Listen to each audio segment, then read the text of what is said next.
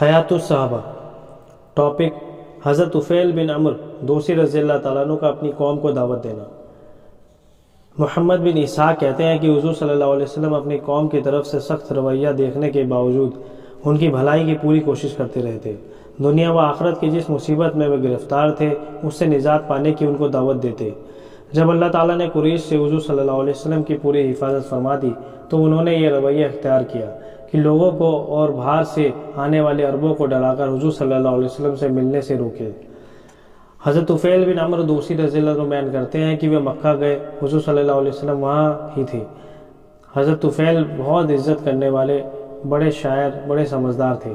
قریش کے چند آدمی ان کے پاس آئے، ان سے کہا، اے طفیل، آپ ہمارے شہر میں آئے ہیں، یہ آدمی جو ہمارے بیچ رہتا ہے اس نے ہمیں بڑی مشکل میں ڈال دیا ہے، ہماری جماعت میں پھوٹ ڈال دی ہے، اس کی بات تو جادو کی طرح اثر کرتی ہے، یہ باپ بیٹے میں اور بھائی بھائی میں اور میاں بیوی میں جدائی پیدا کر دیتا ہے۔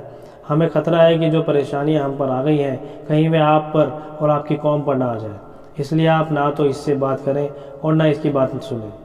حضرت طفیل کہتے ہیں کہ انہوں نے مجھ پر اتنا اصرار کیا کہ اتنا پیچھے پڑے کہ میں نے بھی طے کر لیا کہ میں نہ تو حضور صلی اللہ علیہ وسلم سے بات سنوں گا اور نہ ہی ان سے کوئی بات کروں گا۔ یہاں تک کہ صبح کو جب میں مسجد میں جانے لگا تو کانوں میں روئی اس ڈر سے بھی ڈال لی کہ کہیں بلا ارادہ آپ کی کوئی بات میرے کان میں نہ پڑ جائے۔ سو میں مسجد میں گیا تو حضور صلی اللہ علیہ وسلم کعبے کے پاس کھڑے ہو کر نماز پڑھ رہے تھے، میں آپ کے قریب کھڑے ہو گیا۔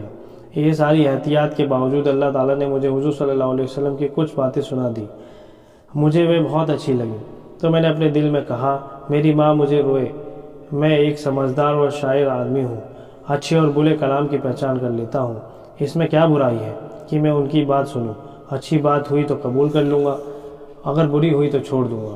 پھر میں وہاں انتظار میں بیٹھا رہا یہاں تک کہ حضور صلی اللہ علیہ وسلم نماز سے فارغ ہو کر گھر کو تشریف لے گئے تو میں بھی آپ کے پیچھے چل پڑا، یہاں تک کہ جب آپ اپنے گھر میں داخل ہوئے تو میں نے آپ کی خدمت میں حاضر ہو کر کہا، اے محمد، آپ کی قوم نے مجھ سے ایسے کہا اور اللہ کی قسم مجھے آپ سے اتنا ڈراتے رہے کہ میں نے اپنے کانوں میں روئی اچھی طرح ڈال لی تاکہ آپ کی بات سن نہ سکوں، لیکن اللہ تعالیٰ نے مجھے آپ کی بات سننا ہی دی۔ مجھے بہت اچھا کلام محسوس ہوا، آپ اپنی بات میرے سامنے پیش کریں۔ تو حضور صلی اللہ علیہ وسلم نے میرے سامنے اسلام کو پیش کیا اور مجھے قرآن پڑھا کر سنایا۔ فرماتے ہیں کہ اللہ کی قسم میں نے اس سے پہلے اس سے زیادہ عمدہ، اس سے زیادہ انصاف والی بات کہیں نہیں سنی، اس لیے کلمہ شہادت پڑھ کر مسلمان ہو گئے۔ میں نے عرض کیا، یا نبی صلی اللہ علیہ وسلم، میری قوم میں میری چلتی ہے، میں ان کے پاس واپس جا کر انہیں اسلام کی دعوت دوں گا، آپ اللہ سے میرے لیے دعا کریں کہ اللہ تعالیٰ مجھے ایسی کوئی نشانی دے جس سے مجھے انہیں دعوت دینے میں مدد ملے۔ تو آپ نے یہ دعا فرمائی، اے اللہ، اس کو کوئی نشانی عطا فرما۔ پھر میں اپنی قوم کی طرف چل پڑا۔ جب میں اس گھاٹی میں پہنچا جہاں سے میں اپنی آبادی والوں کو نظر آنے لگا تو میری دونوں آنکھوں کے بیچ چراغ کے جیسا ایک چمکتا ہوا نور ظاہر ہوا۔ میں نے دعا مانگی، اللہ، اس نور کو میرے چہرے کے علاوہ کسی اور جگہ ظاہر کر دے، کیونکہ مجھے خطرہ ہے کہ میری قوم والے آنکھوں کے بیچ نور کو دیکھ کر یہ سمجھیں گے کہ ان کی دین کو چھوڑنے کی وجہ سے میرا چہرہ بدل گیا ہے۔ اس لیے وہ نور بدل کر میرے کوڑے کے سیرے پر آ گیا اور میں گھاٹی سے آبادی کی طرف اتر رہا تھا تو آبادی والوں کو میرے کوڑے کا یہ نور لٹکے ہوئے قندیل کی طرح نظر آ رہا تھا جسے وہ ایک دوسرے کو دکھا رہے تھے، یہاں تک کہ میں ان کے پاس پہنچ گیا۔ جب میں سواری سے اترا تو میرے والد آئے کہ بہت بوڑھے ہو چکے تھے۔ میں نے ان سے کہا، اے ابا جان، مجھ سے دور رہیں، آپ کا مجھ سے کوئی تعلق نہیں اور نہ میرا آپ سے۔ انہوں نے کہا، اے میرے بیٹے، کیوں؟ میں نے کہا، کیونکہ میں مسلمان ہو چکا ہوں اور محمد صلی اللہ علیہ وسلم کا دین اختیار کر چکا ہوں۔ میرے والد نے کہا، میرا دین بھی وہی ہے جو تمہارا دین ہے۔ پھر انہوں نے غسل کیا، اپنے کپڑے پاک کیے، پھر میرے پاس آئے، میں نے ان پر اسلام پیش کیا، وہ اسلام میں داخل ہو گئے۔ پھر میری بیوی میرے پاس آئی، میں نے اس سے کہا، پرے ہٹ، میرا تم سے کوئی تعلق نہیں، نہ تمہارا مجھ سے۔ انہوں نے کہا، کیوں؟ میرے ماں باپ پر قربان ہوں۔ میں نے کہا، اسلام کی وجہ سے میرے اور تیرے بیچ جدائی ہو گئی ہے، میں بھی مسلمان ہو گئی۔ پھر میں اپنے قبیلہ دوست کو اسلام کی دعوت دیتا رہا لیکن وہ انکار کرتے رہے، انہوں نے بہت دیر کر دی۔ آخر میں نے حضور صلی اللہ علیہ وسلم کی خدمت میں مکہ حاضر ہو کر کہا، یا نبی صلی اللہ علیہ وسلم، قبیلہ دوست نے مجھے ہرا دیا، میں نے انہیں بہت دعوت دی لیکن وہ ایمان نہ لائے۔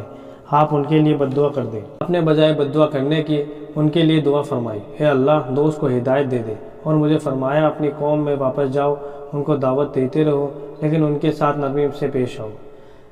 تو میں واپس آیا، قبیلے دوست میں ٹھہر کر ان کو اسلام کی دعوت دیتا رہا، یہاں تک کہ حضور صلی اللہ علیہ وسلم ہجرت فرما کر مدینہ تشریف لے گئے۔ بدر اور احد کی خندق کے نزوات بھی ہو گئے۔ پھر میں اپنی قوم کے مسلمانوں کو ساتھ لے کر حضور صلی اللہ علیہ وسلم کی خدمت میں آیا۔ اس وقت حضور صلی اللہ علیہ وسلم خیبر گئے ہوئے تھے۔ میں دوست کے 70 یا 80 گھرانوں کو لے کر مدینہ پہنچا۔ حضرت ابن عباس رضی اللہ تعالیٰ عنہ، حضرت طفیل بن عمر رضی اللہ تعالیٰ عنہ کے اسلام لانے اور ان کے والد اور بیوی اور اپنی قوم کو دعوت دینے اور ان کو مکہ آنے کے قصے کو تفصیل سے ذکر کرتے ہیں۔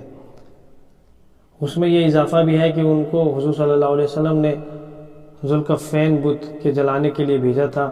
یہ یمامہ بھی گئے تھے۔ اس بارے میں انہوں نے خواب بھی دیکھا تھا۔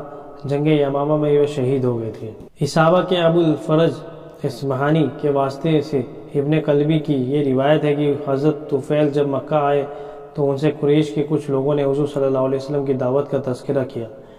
ان سے یہ بھی کہا کہ حضور صلی اللہ علیہ وسلم کا امتحان لے کر دیکھیں، تو انہوں نے حضور صلی اللہ علیہ وسلم کے پاس جا کر اپنے شعر پڑھ کر سنائے۔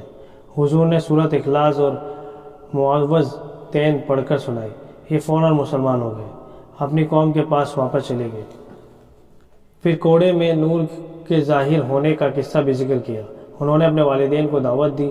والد تو مسلمان ہو گئے لیکن والدہ نہ ہوئی۔ انہوں نے اپنی قوم کو دعوت دی، جن میں سے صرف حضرت ابو ہریرہ رضی اللہ تعالیٰ عنہ نے ان کی دعوت کو قبول کیا۔ اس کے بعد انہیں حضور صلی اللہ علیہ وسلم کی خدمت میں حاضر ہو کر عرض کیا، کیا آپ چاہتے ہیں کہ آپ کو دوست کی زمین مل جائے جو کہ مضبوط اور محفوظ قلعہ ہے، یعنی حملہ کر کے اس پر قبضہ کر لیں یا ان کے لیے بد دعا کریں؟ لیکن حضور صلی اللہ علیہ وسلم نے دوست کی ہدایت کی دعا فرمائی۔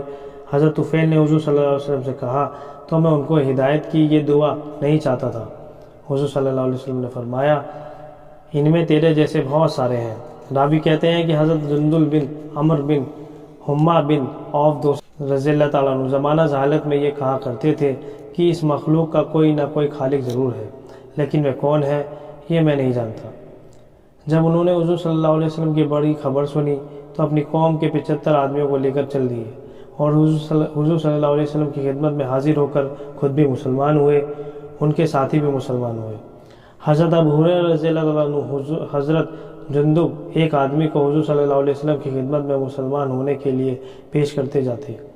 حضرت علی رضی اللہ تعالیٰ عنہ کا قبیلہ حمدان کو دعوت دینا، حضرت خالد بن ولید رضی اللہ عنہ کا بنو حارث بن کعب کو دعوت دینا، حضرت ابو امامہ رضی اللہ تعالیٰ عنہ کا اپنی قوم کو دعوت دینا پہلے گزر چکا ہے۔